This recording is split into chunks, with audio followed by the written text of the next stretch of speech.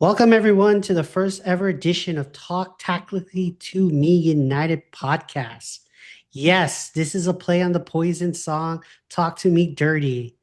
The goal is to talk about the tactics of Manchester United's previous match and a look ahead to their next match. My name is Andy, coming to you from Queens, New York. On the flip side, joining me is Ali, also from Queens, but the caveat is he's from the UK. Yeah, hi everybody. Yeah, so my name's Ali from the UK. Not originally from Manchester, but a Manchester United fan. Probably since around 2002. Um, Funnily enough, it was probably the World Cup that kind of kicked me into being a football fan, and then, my uncle introducing me to being a Manchester United fan. So yeah, I've been in here, the good times, the bad times, and hopefully the improvement time. Looking forward to it. Great. Thank you for that. I think I also have the same background story as well. A little bit 4 years later, though, 2006 World Cup, Ronaldo, when he's doing his all Oh, fancy work, I was like, who is this guy? What team does he play for? Being in America, growing up at that time, if you like soccer, that was like a taboo because it was all about baseball, football, your basketball, hockey. If you watch soccer, there was something wrong with you. But I took the stigma. I was like, where is this? Who's this guy play for? I want to know. So I found out he plays for Manchester United. And ever since then, I've been a fan. Even when he left and could have gone to be in Madrid, I was like, no, sticking with Manchester United. This is the team I fell in love with, this stuff. But also, to my cousin, Manish, here's a shout out for you. He's been a United fan since like the late 80s. And yes, used to know about United at that time, but not really a big fan just because of the bias of being an American, baseball, football, etc. But got into soccer. Now it's my go-to sport. So yes, as Ali said, the good, the bad, you know, the banter years, just a yo-yo team in and out of Europe. That's where we are. Glazers out, Glazes out. Glazers out, and that's where we gotta start for the banter years. But there we are here supporting. Ali, what makes you decide to join me in this podcast about tactics? Like, what about tactics gets you excited? Yeah, so I think the way I see the game, I enjoy the different tactics in terms of like the teams they're setting up against and the different philosophies. And I think for me, Louis van Gaal taking over Manchester United for me was like the biggest blessing because I ventured out. The football was so boring.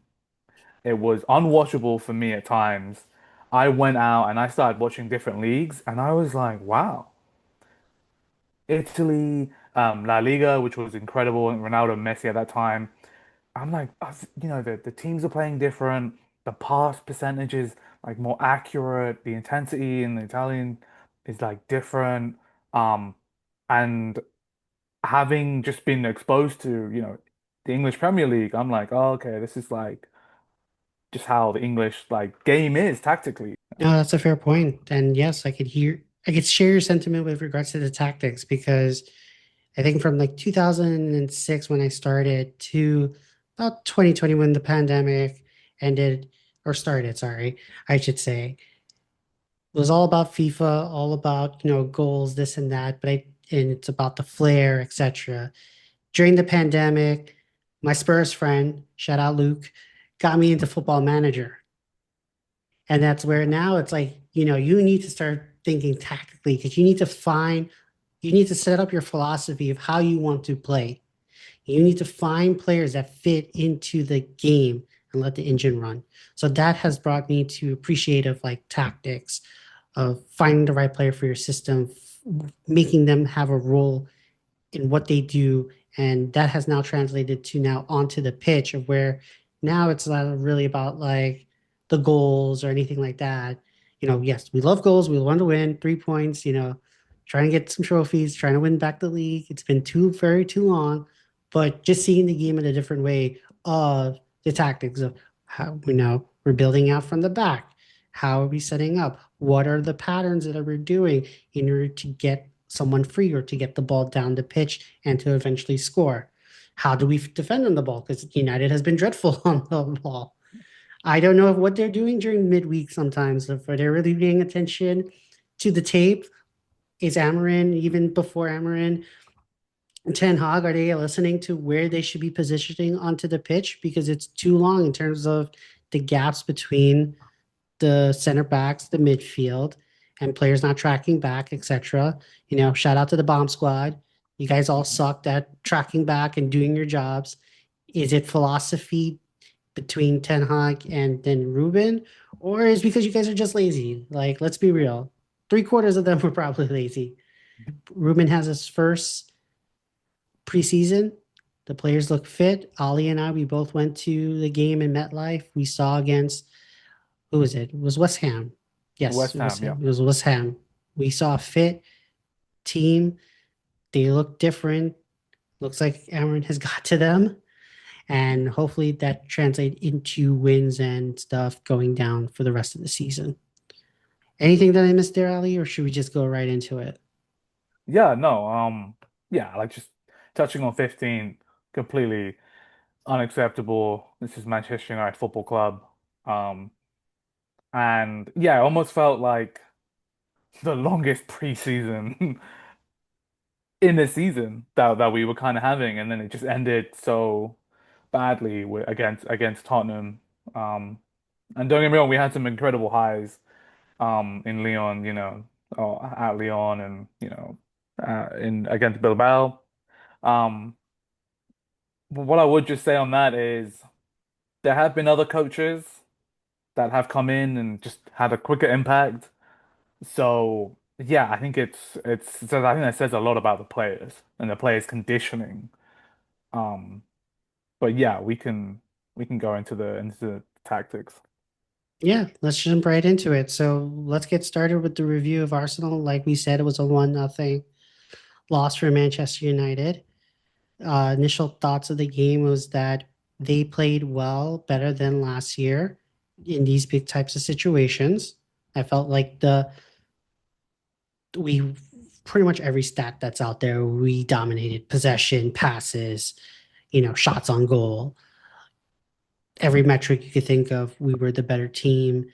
We think that I think Ali and I both agree that the goal shouldn't have counted.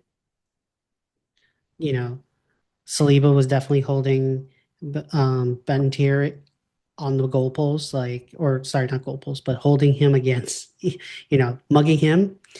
I think at the end of the day, I think that if this was not United, that goal is get waves off. And then I, on the flip side, I think again, if it's not United, Cunha going down by getting mugged by Saliba down in the box, that's a penalty every day. that's a stonewall penalty. He's No not touched the ball. ball. He's gone through the back of him. That's a penalty. And Arsenal fans were saying, "Oh yeah, that's a penalty." It was an interesting game in terms of decisions because, like, I think I was a minute in, a Zubimendi goes down, like a Bremer, pushes him in, and no, I He was I used was his at big ass, his ass to block him out. he It's like did, and welcome to the Premier League. and that I was at an Arsenal bar. I was at Fancy Free. I was in completely covered in enemy territory, and I just went, "Welcome to the English Premier League." And then like, the Arsenal fans were like, "Yeah, fair, fair," But a lot of decisions, it was a more physical game, but there's a difference, between having a physical game and then just fouling. And that, you can see he's got someone's shirt and he's got behind his arm. But that I think Arteta picked that up from City. He picked that up from Pep because Pep would always do like this cheap fouls to kill the play, and they It's don't get a yellow. It's like a cheeky foul to kill the play, to yeah, reset, to get into order, and it's like that would you always annoy me because it was like they foul, stop the play, go again, go back again, foul again, stop. And it yeah, was just like a cheeky way. Also, too, I saw that, with the new rule for the goalkeeper, the goalkeeper can't hold the ball for 8 seconds. And then what does Arteta do? He puts Victor right next to the goalkeeper everywhere he goes, to where now the referee has to blow the whistle and say, you're not giving him a direct line of play. You're in Yeah. his path. You're in his, personal space, I would say. You can't allow the goalkeeper to drop the ball or get it out of his hands. Like, what is up with that? Like, this is the How, cheat code to the new rule. yeah, how many warnings do you get? You need to, you need to write down how many times you can do that because he's slowing down the play and Arsenal they just rest when they have set pieces, throw-ins, corners. It's like they're taking a whole minute to get into their zones and just going back on your point with Pep, right? Yeah, Pep did this. Pep was a genius and has been a genius at City doing this. He's still But a ball City could come out and fraud. He's still a ball fraud. City could come out and play. The difference with Arsenal is you don't really see that. And for me, my take on it, and listen, I'm not trying to hate on the Arsenal team. I think Arsenal got credible defense, but it's okay that your defense is the best part of your team. I think this Arsenal team and Arteta is so insecure about going out there and playing football and playing good football that his whole defense and making sure that set pieces are great, that he's just like, okay, this is our strong point, you know. Let's do these fouls. Let's kill the game. Let's get back into our shape. And he's using every single percentage, which, is a good call. But if you were really that good a team, do you need all those percentages? Liverpool don't. City don't, you But see, know. the thing that's different between them and us, or sorry, between Arsenal and the rest of the team, they're not ruthless. I was surprised that he was playing a low block against us. And we Oh, struggle against the low block. they were away from home. I can But understand still, to a certain but extent. to a certain I extent, mean, but you second get versus 15. true, but to be fair, Liverpool City will be ruthless. They don't care about a low block. They'll play a mid and they will press us the crap Yeah. out of us to make the turnovers and be ruthless. That's why we get, 6-0, 7-0, 7 up, you know, 4-1s, 5-1s at some of these games, just because they press. We are not a press resistant team just yet. I feel like we have some players that are press resistant, but it's not throughout the whole team. And there are weaknesses to cause the ball to turn over and, gets over. Because in the first like 10 minutes, 15 minutes, he tried to press. But then the patterns, Ruben's passing patterns messed him up that he had to back off and then go into the low block. But also, too, I think that, like, to your point, if you know Leeds or some other like low end team try to do a low block, I think there's enough quality in the front up now with Cunha and Mbueno and then Sesko with Bruno being the free passer. They can beat these teams from not so great, less talent with the low block. I think the talent's there right now compared to last year, the year before. Now, when it comes down to these teams, like you said, Arsenal's defense is too great of a thing that the low block works because we don't have the quality to break, Saliba and Gabriel, essentially. Yeah, yeah, just yet, right? It's not even Saliba and Gabriel. It's Ben White, who's a centre back, Calafiori, centre back. They're both. It's four centre backs, right? And this just goes back to my point of Arteta. I think he's insecure about his attack. That he just needs to really build his defense. And I want to see how far he gets with that. Like, let's see. But they shut us out. Um, we're not able to break them down yet. There's hope. There's hope for us with Mbumo, Cunha. See what Sesko's like. Let him just like bed in a little bit. The pressure, would be on Mbumo and Cunha for sure. Yeah, and I think they did decent. I think that when Yeah. Cunha took the ball from like Ha- the top of the box to the end of the pitch and then he just ran out of gas, You, I you, think a good square ball, it's a goal, yeah. You saw how happy I was when we saw Cunha at MetLife. How happy I was just like, this is a different level of quality we have in our right? squad. right? It's I we he's he's a maverick. He does things his like way of carrying the ball. His stats for that game were incredible. And he passes both the stat and the eye test. And yeah, it's great that, we have someone to really be like, you saw him against the crowd. Just like, Right. yeah, let's go. Let's go get back in this game. And, the passion is really showing.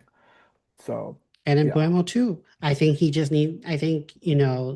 Brentford and United stalling out the deal for like what, 7 weeks or something kind of did affect him because he did leave with the team for the tour, but if he's like 3 weeks behind the rest of the team, you can still see him catching up to fitness because it's not that sharp compared to the rest of the team who had full preseason. He Yeah. looks like he's a little bit not there yet. And I think, these next 3 games before the international break, I think he should, fine tune it. I feel like now when we're going against Fulham and Burnley and then what is it, Grimsley Town for the Carabao Cup, I think, if, there's no rotation and there's chance for Ruben to just keep the starting 11 or with minor tweaks here or there, we get fine. Because I saw him going good. And then I think, we'll get to a point later, but we will talk about him and the Ahmad playing on the right hand side. Ali and I, we kind of coined the term halal ball coming here because Honorable. Let's go. Inshallah. inshallah, halal ball was Yes. cooking that it almost got a goal. But again, the defense just blocked it up. Yeah, yeah. Yeah, and I think in my opinion, Mbumo is going to be the best finisher at United. I think he has a cleaner strike than Cunha, and that's something, I want to talk about. Is for me, Cunha, he can get his shots away, but pick a corner. Like even, we saw him at the game yesterday, had a couple of shots. It's like, he gets it on target, but pick a corner. And Bumo, for me, from what I'm seeing from his finishing, is left foot or right foot. He tries to find a corner. Um, and I think his strike is like cleaner. So But everything yeah, Anthony was supposed to be like, essentially. but like Anthony is just always going for the same corner. Like with Mbumo, I'm like, okay, I'm not gonna say like there's a certain striker that Man United used to have that would always aim for the corners and was ridiculous at it, right? And Mbumo is Who's that striker? I'm not gonna we're not gonna go there. Um he plays in France right now. Um but for me, this is why I'm really excited for Mbumo to be in this team. And I feel like that's what we were missing against that Arsenal. Like in the box, it was just like a clean strike. It was just like bobbling around and it's like Ekatike when he scored on his debut. He got the luck of the bounce. We didn't get the luck of the bounce, and that's football. Right. Sometimes you get a lucky bounce here and there, and you know you see Salah's goal for Liverpool as well. You're kind of like, what's he doing here? Shifts it onto his right, finds the corner. He's not slashing at it or anything. And I'm hoping, and Bumo, come on, your brother Mo, your fellow African brother, he's there. You know, you gotta, you're 26 now. We're hoping for Mo's downfall this season. And I was texting my friends, and I was like, is this gonna be, Salah's downfall this season? And then what's his name? The guy scored the winner, the Italian, you know, Uh, Chiesa scored the it- the winner, and then I was like, great. And then Mo scored, and it's like back to business. But yeah, I think Mbumo is our cleanest finisher. And like you said, he's a bit rusty right now, but once he gets up and going, I'm hoping that comes out I'm with the support excited. of Alan. Yeah, yeah, for sure. And then I think, who else will surprise me on Sunday's game? Mount? Money Mount. Yeah. Michael, if you're listening to this, this is another reminder to you. Mason Mount plays for Man United. I have a friend who's in denial that we paid 55 million pounds for Mount. And I'm with you. I'm with you. 1 year on your contract, that amount of money. Okay. That's Yeah. why what's it called? The bankers are all out. That's why Woodward is out. That's why what's his name Yeah. is out. Yeah. It's like, the old regime had to go. Like that's why We I don't can't know. get 50 million for Garnacho, and he's got what, a couple of years left on his contract. Yeah, he's got like two or three Yeah, more. maybe with the added option. And he's fit. He plays so many games, right? And but you're right. Mount had a great game. Um, yeah. He's just and when we get to the tactic board, I think, we should bring up to the point of like, I'm sorry to say this, but I think we're gonna have to put it out there that there may not be spot for Bruno anymore. I think this may be his last year for United, just because of like who we're thinking about bringing in and the players that we have right now. I'm not saying he's the weakest link. I think he's still a great player. He could score goals. He could come off the bench, whatever may be, or play 90 minutes. But I feel like we have the players to replace him in the system. Okay. Wow. So that you're putting you want to put Mount into the center mid position? He did just before he got subbed off. Bruno and him switched. Yeah. I think the thing with Mount and Bruno is that they can switch, right? But starting Mount in that center mid position. See, this is the thing with Mount. I always thought that after we failed to get Frankie De Jong from Barcelona, That reminds me. I feel like Mount was the poor person FDJ. Just No. because, yes, because I think Ten Hag wanted him to be in that box to box midfielder who can bring the ball forward, who can sit along Casemiro, pretty much a better version of like, Ericsson, because he didn't have the legs to do it, even though Yeah. that first season with him, Bruno, And Cass. Casemiro, like that was Okay. like legit. And then when he got injured, he never felt when Ericsson got injured, I think it was like in November, December, and he came back, I think in late January, early February. I think he was not the same player again. And that's when Right. the midfield started to be lopsided and we were compensating and stuff. So I think that that was the plan in recruitment to get Mason Mount to be that box to box. And you know what? In Football Manager, he does have four full stars Oh in the God. box to Oh box. God.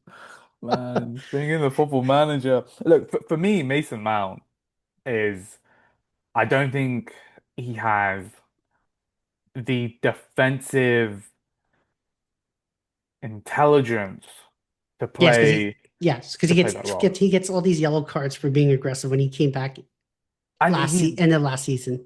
yeah, and like and we've discussed this and I've said Mason Mount for me, when he was playing for England, he was the best presser I've ever seen play for England.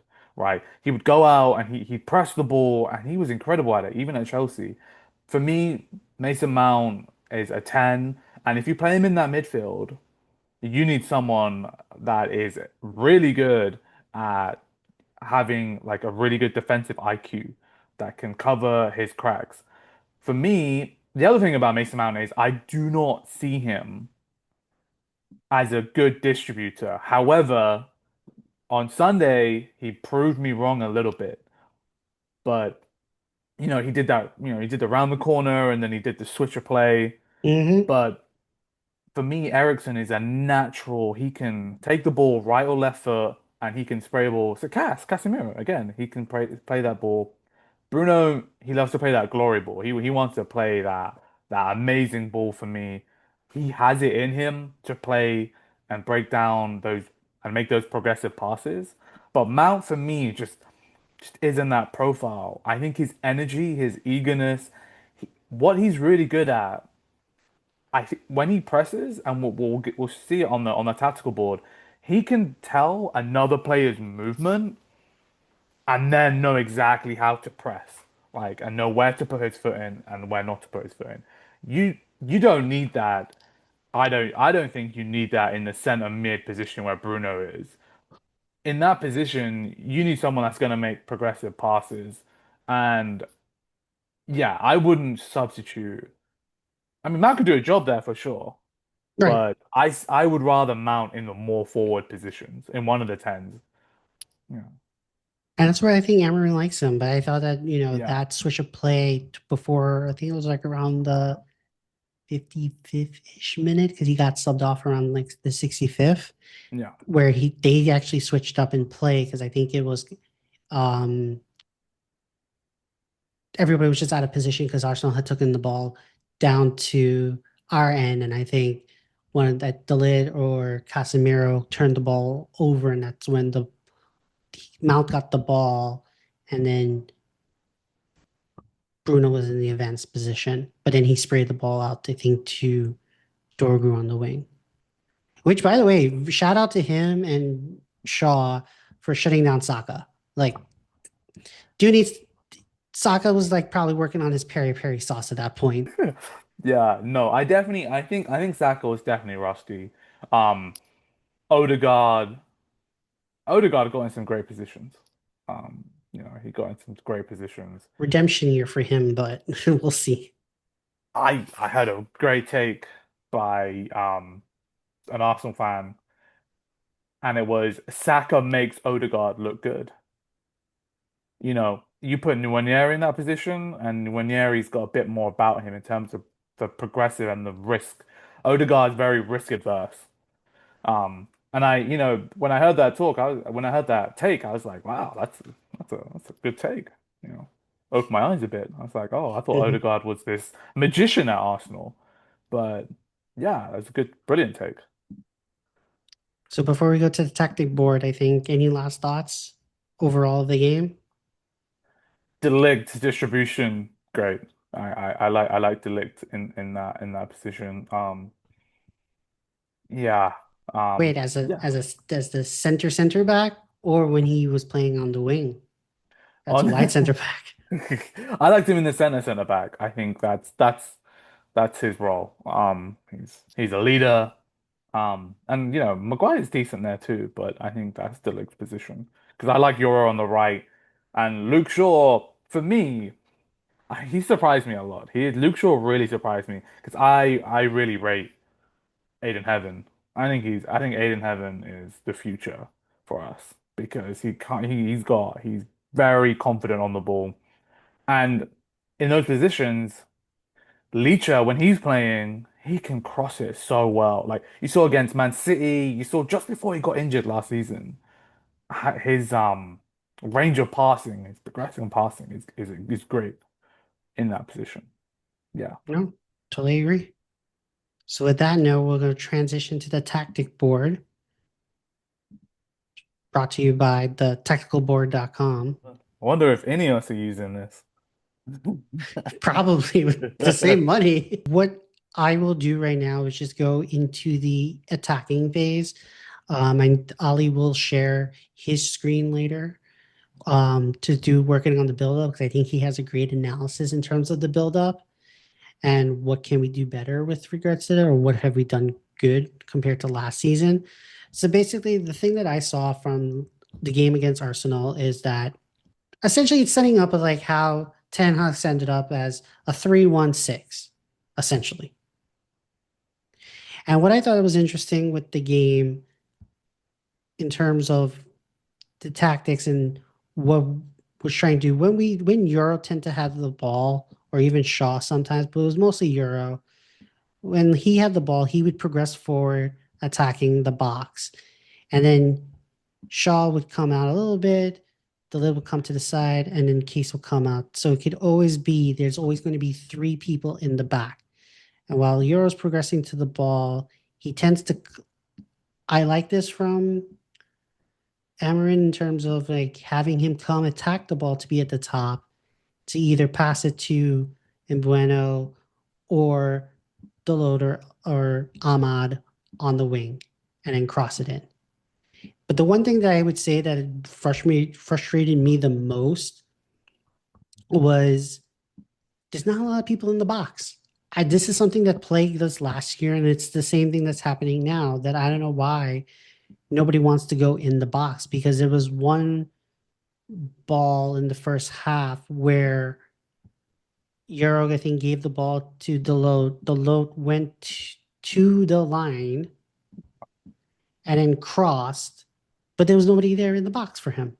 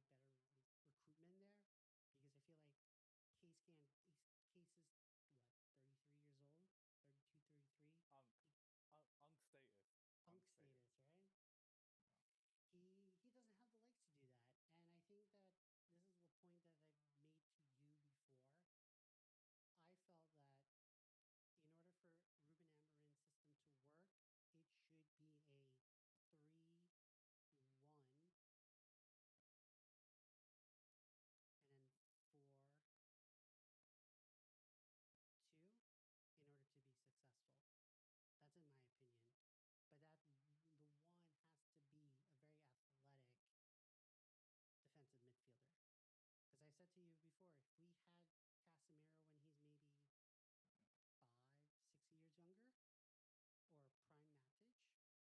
or even Conte, to Yeah. sit in front of the defenders and then break up the ball and play and then progress forward to the attacking midfielders or to the strikers to get that ball in for a goal. I feel like we had a very competent centered defensive midfielder. Will be legit. And I think that's what recruitment needs to do, because I feel like the names that are being thrown around, I feel like the Carlos Dabalas of the world, you know, the captain from Sporting, the Danish player that we both can't butcher his name. We'll just call him like I wouldn't say human. Heal, Human, healness. Not Hulin. I feel like that just solves like the eight. They're just pretty much replacing Bruno, but we're not gonna have anything to replace Case. And then I feel like So you're saying Carlos Baleba won't replace I don't think so. Casemiro? No, I feel like he's like more of like a deep line player, like Okay, the so midfielder who I feel like we're all chasing the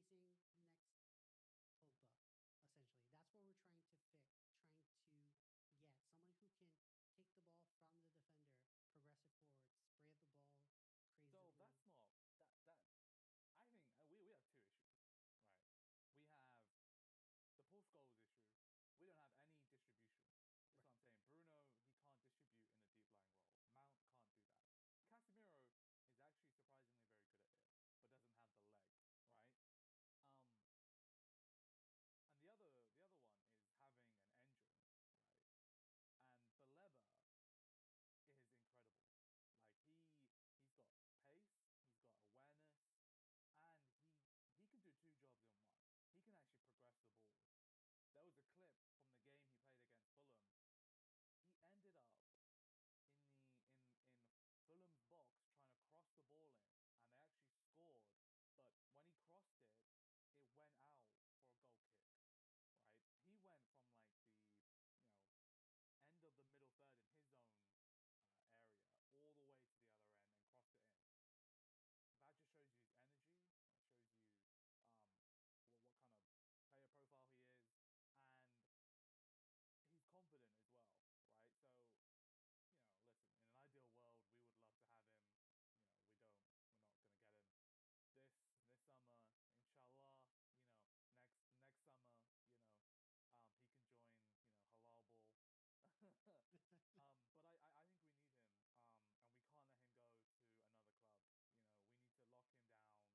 London Stadium last time I was in London, and he's in his position.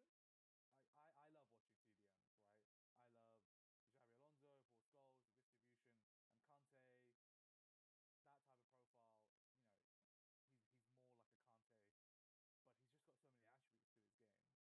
Xabi Alonso, Paul Scholes, the distribution, and Kante, that type of profile. He's more like a Kante, but he's just got so many attributes to his game. Um, Replacing a Paul Pogba, I don't know. I don't know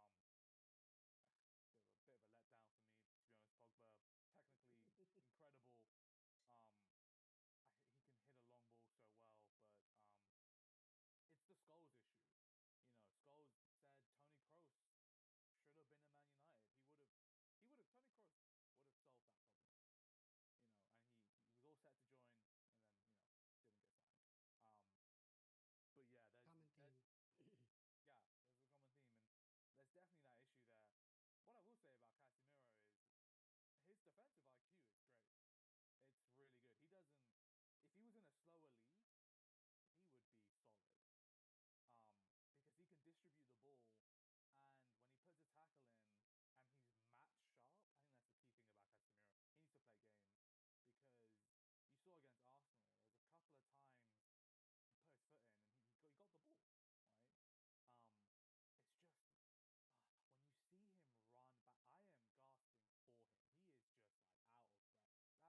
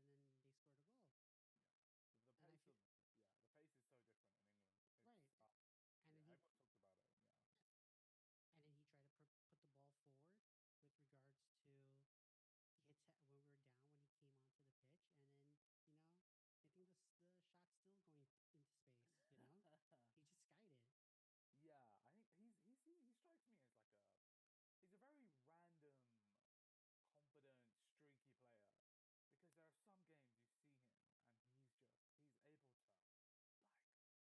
He's able to Right. keep it simple. And Right. then I don't know if it's he's just getting in his own head. He knows his system. Like he honestly, he should be he's the scapegoat. He's got no excuses. He knows But the why is he system not better. starting? Because even when but when we It's the all saw quality. It's the in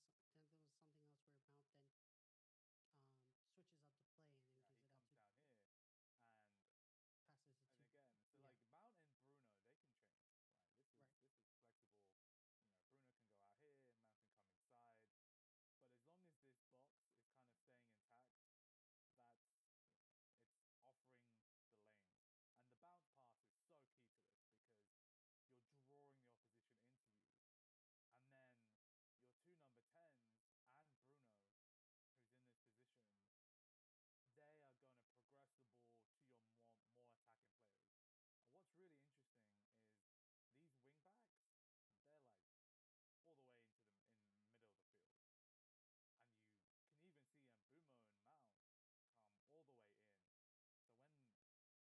time ball.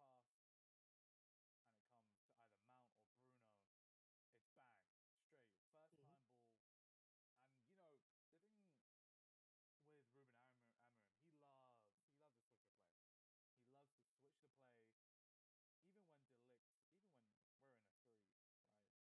Dorgu, it's you're alleviating any press here, and it's good to mix things up, right? And I think Ruben does like to mix things up, and I think we are getting to a point where we're seeing these patterns in play, which for me is encouraging. It's really encouraging.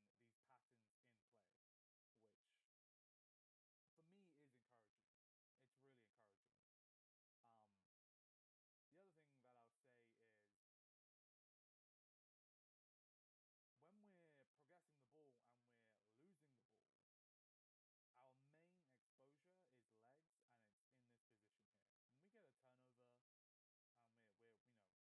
forward, we get a turnover. These players are all up. These are all the players that are up, right? And then it's this area here where the ball is, where Odegaard was operating in.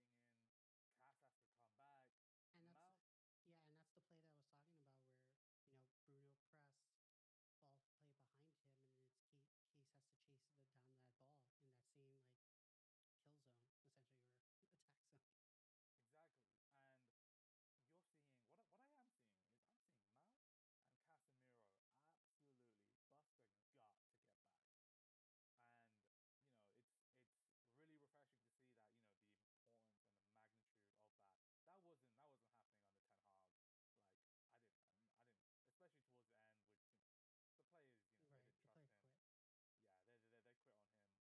Yeah, they quit on him. What I really really want to see from Luke Shaw is when he's up here. When Luke Shaw is up here and he's overlapping this formation with Delict, Yoro, Cass, Bruno, Mount further up. I think Shaw needs to be able to be in a more dangerous zone where he can overlap,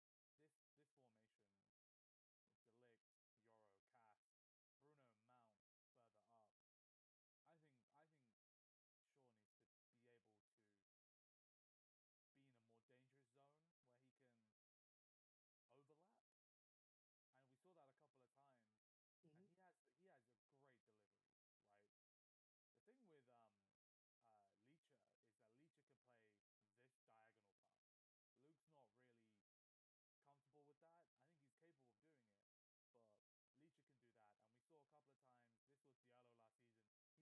tug between the box and the line and just do those crosses from the side. It's Right, like that's his cup exactly. and tea. If he's not going to Yeah, overlap in the attacking wing back formation and he's in the center back, he just likes to sit on top. But then also too, it's like it also clogs his space because that's the same area that Bruno likes to roam too, because he likes to play in that corner as well and do the passes or do the crosses as well. So I feel like there's like a